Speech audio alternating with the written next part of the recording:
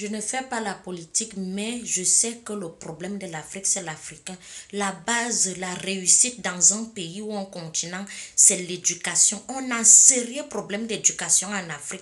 L'éducation commence dans une famille, entre le père et la mère. Donc, chacun doit prendre ses responsabilités. Il y a les hommes africains qui bombardent 5-10 enfants et une famille prend la poudre d'escampette. Il va s'asseoir dans un bar, il boit les bières, le ventre grossit. Il s'en fout de ses enfants-là. La pauvre femme, pour survivre, elle est obligée d'aller s'asseoir dans un marché H24, vendre pour prendre soin de ses enfants-là. Et les enfants qui va les éduquer, personne. Donc les enfants sont livrés à eux-mêmes. Voilà le premier problème, l'irresponsabilité.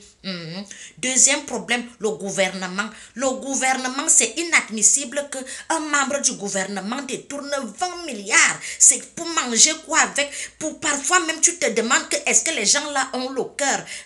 Ne faites pas les choses comme ça. Tu détournes 20 milliards. Pourtant on est dans un pays pauvre, un continent pauvre et très très endetté. Ça c'est de la méchanceté. Troisième problème, la solidarité. On n'est pas solidaire. La solidarité avec l'Africain, ça fait deux. On ne connaît pas la solidarité. Les Occidentaux, c'est là où ils nous dépassent parce qu'ils ont mis dans le social, ils ont mis les associations, dont les associations comme les Restos du Cœur, Emmaüs, la Croix-Rouge. Quelqu'un ne peut pas mourir parce qu'il n'a pas 1 euro pour s'acheter un Doliprane. Mais en Afrique, les gens meurent du mal de ventre parce qu'ils ne peuvent pas s'acheter le paracétamol. Oui, parce que si tu n'as pas, tu meurs. C'est dommage que les gens meurent encore de famine en Afrique.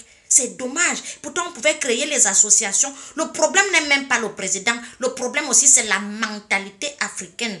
Le problème, même si on change 80 présidents, on ne va jamais trouver un président normal. On va toujours trouver quelque chose sur la personne. Même si on met la grenouille au pouvoir, on va tuer la grenouille là parce qu'on va se dire que non, la grenouille ne fait pas son travail. Le problème aussi, c'est la mentalité. On a une sale mentalité.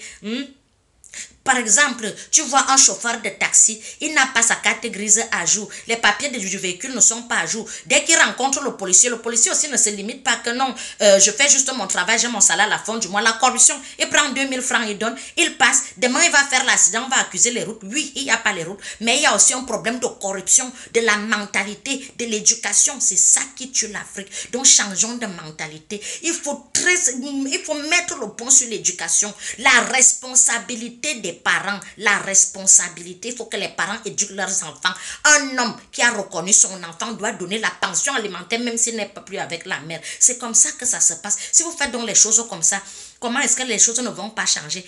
Il y a d'autres qui quittent, ceux qui sont riches en Afrique, ils quittent l'Afrique pour venir se faire soigner à l'Europe, ils viennent faire le shopping. Donc vous voulez dire qu'en Afrique, là, il n'y a pas de médecins?